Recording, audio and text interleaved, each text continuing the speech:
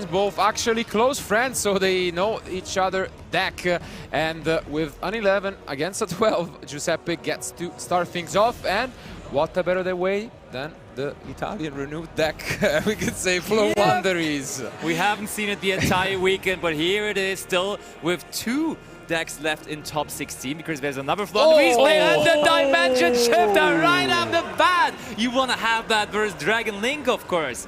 Maybe one of the 3 most valuable cards in his main deck versus the Dragon Link strategy. Yeah, Gianluca is nodding and smiling. I bet he's not feeling like that inside at all. This is devastating for the Dragon Link strategy. We are also following this up by a pot of duality. Ooh, Harpy's Featherstorm! Harpy's Featherstorm! But we're taking Eglin. This means that there's not really a play, no Rubina or anything on Giuseppe's side. So now he we has have to take plenty the because, now there's the map and the Eglin, so we can safely play. And I mean, if you already resolved Shifter, you don't really need that trap card anymore, I think.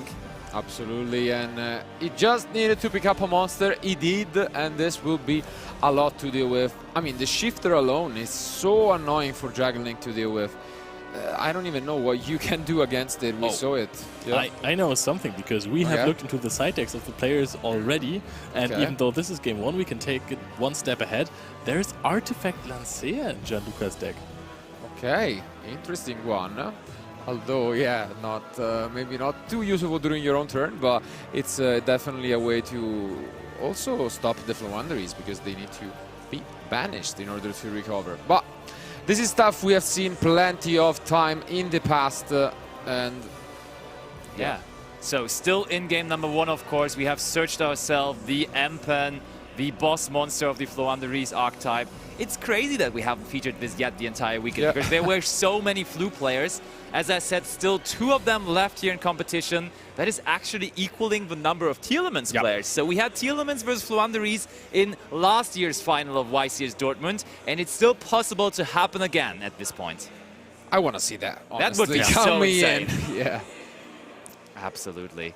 So we are considering what to search out here with the Empen. It's going to most likely be the trap, and that is indeed what he decided on. Yeah. We are going to add that good old Dreaming Town, Dreaming Town to our hand. And that's going to be not the only card we set to our back row. And back over to Gianluca. This could be a quick one. If he doesn't have a way to fight against this Shifter, might just pick up his cards, but he's gonna try his best to stay in this journey. Start things off with the Cypher. Okay, not too bad, not too bad. Does Giuseppe just immediately want to maybe get this booked somehow? Oh wait, no, but Dreaming Town would also not be able to hit the graveyard. This can trigger them up first and foremost. So true. Not interested in going for that. Wow. I mean, probably he just does not want to play into Talents and Thrust, I would assume. So far, there's no need for that. That Striker Dragon is not doing a whole lot, to be honest, because it is being negated by the Empen. So far, no real need for Giuseppe to do anything, really. I was wondering if he could have just waited this turn out, and if Giuseppe tries to OTK Gianluca, he still had Bestials to play with in the next turn. Okay, Regain is going to trigger, so we are giving Giuseppe that Dimension Shifter back into his deck, and if he has another one, he might even be able to use it in this game. Yeah, but that's not the end of the work, because some of the Floowandereeze combos can actually recycle it on top through the Ryza, so honestly, getting rid of it is actually better in this case for Gianluca, but yeah, it seems like that might be it. And I think Leo was right. He could have just kept his cards and tried to just use the Saronir to survive. This time around, not quite the chance. Okay, look at that. We even don't decide to activate our trap card to have normal summons on our opponent's turn. So Giuseppe will just stick to normal summoning on his own turn instead. But let's see whether that's enough, whether that is going to be enough to end the game here this turn, because from time to time Floowandereeze can struggle to do that. Oh, there is the Branded Beast for the map right away. And it's going to resolve. Now the first cards that are hitting the graveyard here after the Dimension Shifter. And Saronir will send another card to the graveyard, and it's going to be Magnamut, interestingly enough. I like that a lot, because now when the Eglin comes down as a normal summon, you can special summon out the Magnamut from the graveyard, generating further resources. Also, Regain is pretty good against Floowandereeze, because you can just recycle their Floowandereezes that get banished. Yeah, indeed, that's true. So he wants to have access to Magnamut, and Giuseppe, I think, kinda has to hurry up with his playstyle here, because if you give Dragonling too much time, if they can resolve Branded Regain too often, if they can resolve Magnamut too often, it's going to be rough. And as soon as that Magnamut is in rotation, it's going to return, that's for sure. And as this card is using its effect more and more, it's going to be tough indeed. And that's exactly what's going to happen, using the Regained on the Magnamut right here. Okay, so now we are going to form an interesting chain, because first of all, of course, the Eglin will resolve, and then we will probably also want to normal summon something through that effect, and then at some point Gianluca probably also wants to activate the Magnamut. That will happen in a new chain, and now we are adding the Eglin to hand. We're going to use the next normal summon. Are we just going to use a Robina to search for a Stree right here? Could be the case. He already has access to the Raiza, so he has that in hand already, so that's why we went for the other. But it's also nice because you probably can go for the continuous spell. I think it's a great way, not quite to OTK here, because obviously the map is gone, but that would have been the original plan, I assume. I mean, Stree is actually like really good. I really like the idea of Stree, because you can then get the Saroni out of the graveyard, and then you will be able to just end this game without any more dark or light monsters hitting the graveyard, and therefore potential Bestials in the hand of Gianluca might be turned off by that. I mean, if you break this field, then there will be Striker Dragon Magnamut in the graveyard. Okay. I mean, if you go for Raiza, maybe not. That's true. But there, first of all, is going to be Empen, Chainlink 1 Empen, Chainlink 2 Eglin. And do we go for the continuous spell card that Marcello was already seeing on the horizon here? Unexplored Winds, can't quite tell, but I'm pretty sure that's it. And since this turn he has not activated a card like, you know, Prosperity or Extravagance, he can go for the draw effect as well. That's true indeed. And yeah, I see Unexplored Winds in his hand here. Oh, and he has the Stree, so Stree will just immediately resolve. Gianluca not even asking for a response window there. Maybe a little bit of a giveaway. And there now is both a chance for the Branded Regain to trigger, so you might as well draw into one of those. Interesting. Do you like actually going for the Saronir? Instead, he could have gone for his own map and got that back with the Toucan, right? I think that also could have been a nice play. Oh yeah, good point. But I mean, the defense against possible Bestials is also kind of nice. I really like that. Yeah, if you're breaking the field of Striker Dragon Magnamut, there will be dark monsters in the But I mean, there is Vereza in his hand, so I think there's never going to be any later dark monsters for in the graveyard for the rest of the turn. And I think this is game. Yeah, exactly. If we just get rid of Magnamut and Striker Dragon, okay. Looks like we don't want to do that though. We put that onto the top of the deck. Interesting approach there. Yeah, I also thought he was straight up going for game then, but I guess because he has already used the effect of map, maybe it's not like he can use it again now. Well, I mean, what else can you get from this here? Okay, we are trying to draw 2 cards, successfully doing so. Those Floowandereeze monsters will go underneath the deck. The thing is, he did this play to guarantee that he would draw into the map back. Yeah, but let me tell you... Oh, wait, we just go into the battle phase, so we don't try to end it here. I thought, hey, we still have that trap set, so we would have secured to have another normal summon through the trap, but we just did not use it. Interesting. I mean, Giuseppe definitely had the chance to close this one out, but I guess if you risk it this much now, yeah, the line has to adapt to whatever is there. And also, if you go for this line, I don't even know if I want to draw into the map, right? I would rather draw into different cards instead of the map, since we cannot use it this turn. I mean, it's good to have it face up on the field when your opponent tries to normal summon that on his turn. I think I like... Oh, but there is the triple tactics thrust on top of everything. I find really interesting, because before that, I mean, now he can get the Harpy's Featherstone, which is arguably the best card in the deck. Fair enough. He could have activated that before and went for an even bigger push, but that works. But I mean, this is good enough, and RP Feather Dust. Yeah, I mean, RP Feather Storm is just such a strong card. There is not many outs to it with Red Rebuke gone, and how can you even out it, I guess? It's pretty tough to play around it. So it's been popular lately as a one-off in decks, because you can just going first, set it through Turbo Tactics Thrust, but Giuseppe Tazitano decided that it's even powerful enough to play 2 copies of it in the main deck. So he wants to hard draw it from time to time. He wants to set it with Frost. He just thinks this card, even going second, is good enough. Oh, look at that. That's the first monster effect already activated there by Gianluca. So we are holding the Featherstorm for now. Gianluca going to search for a Bestial here. I was going to say he might find a Druiswim to defend him even further. However, Druiswim can only send special summon monsters, and there's not a lot of those in Floowandereeze. I mean, even though it was already activated, it's still going to be negated by the Featherstorm, though. And therefore, we chain it to the Lubellion. Oh no, that is just a sad monster. Gianluca holding on to his last defense here. That is not only a sad monster, this is also a really sad monster. And now we are going to activate the Trap Eglin normal summon. Can Eglin even still search something? It feels like he has all of the monsters in hand already. Magnamut is going to be summoned again. Yeah, I think it should be Mist Valley Apex Avian that's still in his deck, which would be a safe way to play through a couple of things. In the hand. Oh, okay, then maybe not even. He declared the effect of it, so there should be something. But let's see. So that Magnamut, of course, also not able to activate this effect. But we can summon out the Lubellion, though. So we didn't go for the... Oh, we didn't even activate the Eglin. You were totally right. There was nothing he could have searched with the Eglin. We already have access to all the tribute monsters in our deck, so we cannot even continue to normal summon with that, though. And did we use Regain to shuffle something back this turn already? I don't think we did, no. Does it have to be a light or dark monster? Yeah, only light or dark, Yeah, that would be the best Floowandereeze, anti-Floowandereeze card otherwise, but yeah, I guess Giuseppe kind of forgot about the absence of another tribute monster, but this is still perfectly fine. He has all the tools he needs to close this one out, and although it's obviously very tough to play on stream, let's not forget about that. A lot of emotion on the line and a huge crowd watching the game live. Totally. So. And for the 3rd time now, Brennan Regained is used on the Magnamut, and there again it will be able to activate this effect.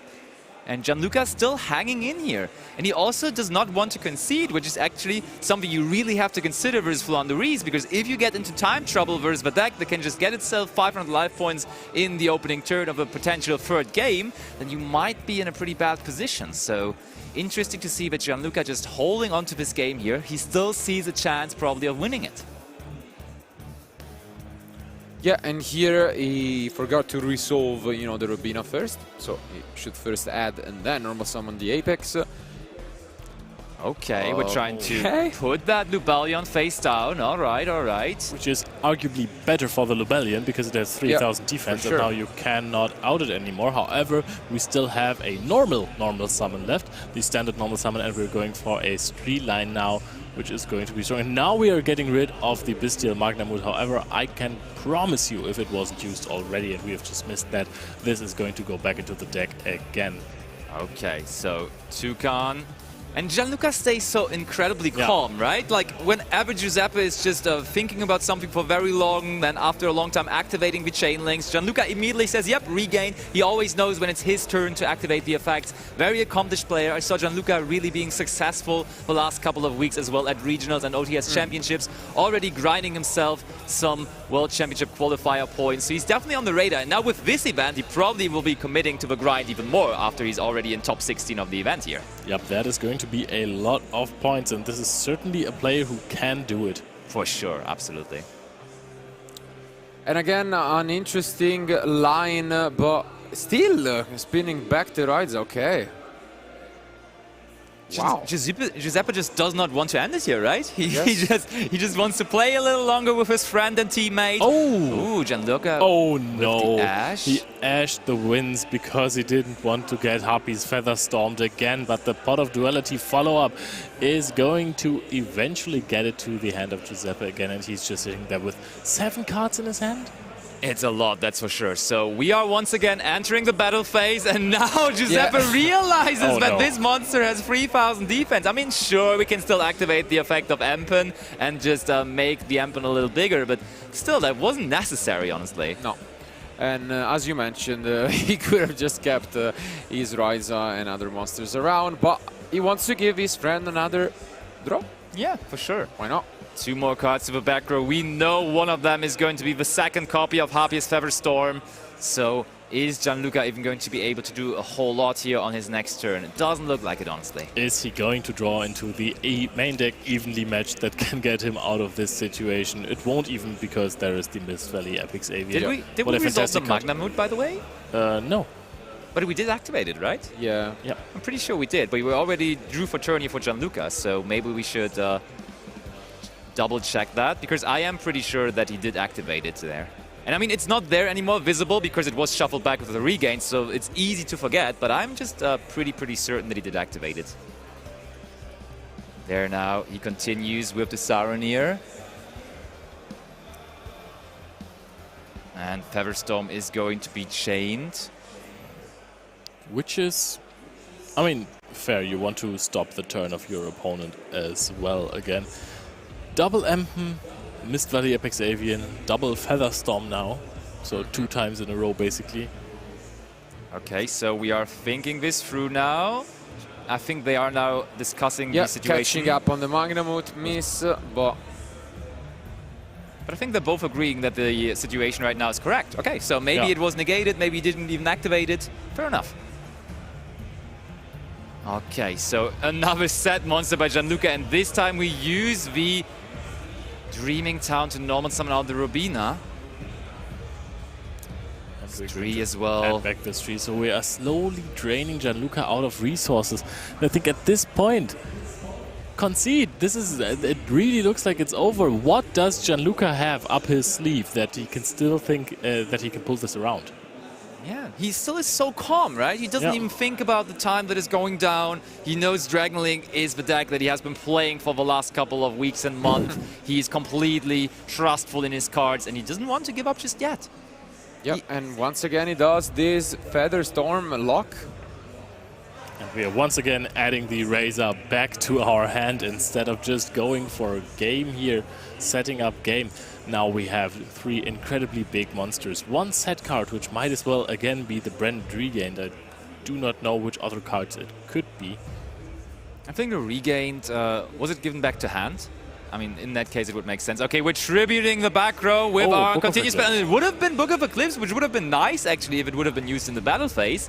But that's not going to happen. Now we put that card back onto the top of the deck. Gianluca only sitting there with 3,100 attack points. Guards. Oh, okay, that's Saronir. similar to Guards, though. It's a monster that summons itself. Saronir will throw himself into the way here. But we could even negate that with the Apex Avian, and we will still have game on the field. Do you have to? We don't even have to, it's still game, yeah. Oh, true, you're right. Yeah, you can just attack over it. That's why actually I would have liked the Apex to attack first, but I mean... Because if it's 2 Bestials, then it's not game anymore. Yeah. Okay, so we get rid of that. We again attack with the Empen, and okay, no, first of all, we are going to send that Magnamut back to the graveyard. And now we are picking up the cards, looking at the graveyard. Yes, frankly, I really want to see this one-off Cosmic Cyclone and the main deck. Okay. Alright. There it is. I see already a controversial card in Giuseppe's hand, being the Apex Avian. Usually you tend to side out that, going second, I would say. That may be the best normal summon that the Dragon Link deck currently has to offer, and this is going to be a Black Metal Dragon, and that immediately turns into a Striker Dragon.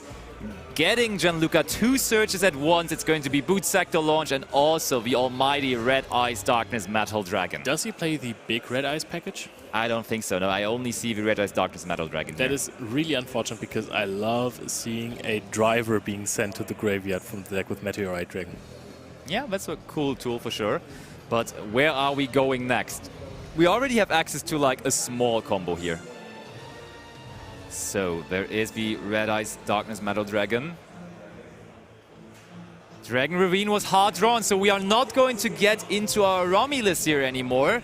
But we discard the 1-for-1. 1-for-1, just a card that actually gives you access to the Black Metal Dragon even more consistently. But you already had it, so you can even discard it here for the Dragon Ravine. Why not? Why not? And now we can pretty much set up what we talked about previously. So you want to get some of these branded spell and traps as well as the Erratic Sphere, and basically call this a grind game, I would say.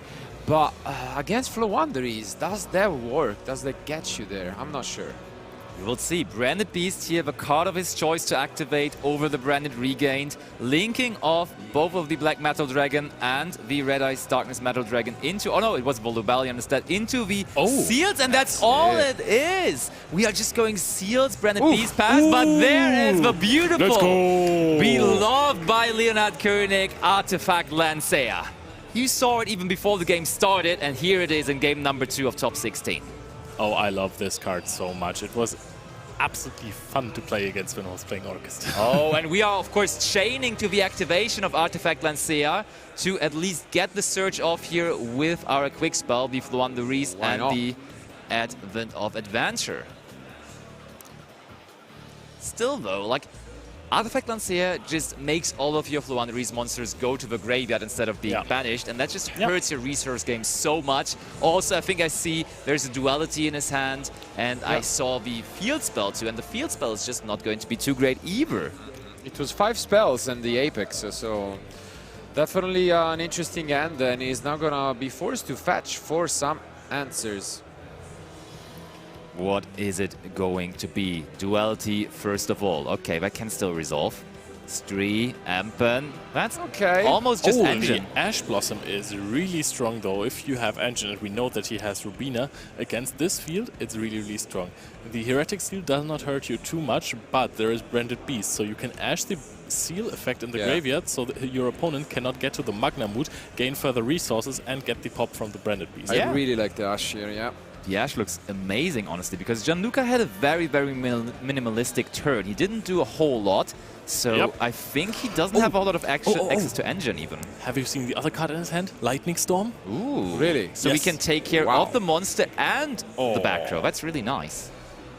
Yeah, that's huge. There it is, wow! And Gianluca does not look too happy about that. He had the Lancea, felt pretty good about that, but now he also knows that there is the Ash Blossom.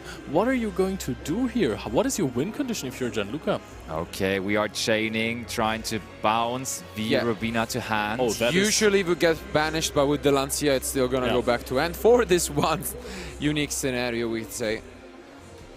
Indeed it is. So Giuseppe now still resolving that Rubina. And the thing is, now we are going to normal summon, activating the effect of Aglin most likely on normal summon. Then, oh wait, is Seals not mandatory? I think Seals might be chaining 1 here, right? No. The effect to summon is not. Let's double check. So, if this card is distributed, it is indeed mandatory. It is? Really? Yeah, it is mandatory. Therefore, you cannot activate the effect of check. Aglin then. Oh, yeah. Because it says, if this card is distributed, special summon 1 dragon monster. There is no you can. All right. This is Chainlink 1 and Aglin is not Chainlink 2. You couldn't use it anyways because the Rubina was sent to hand. So I guess that's why we're using Ash Blossom here. Yeah, and then we activate... So he didn't use it, Yeah, he just did not use it. And it goes over to Gianluca. And if he finds good engine here, I think there is a way for him to still hang in this game.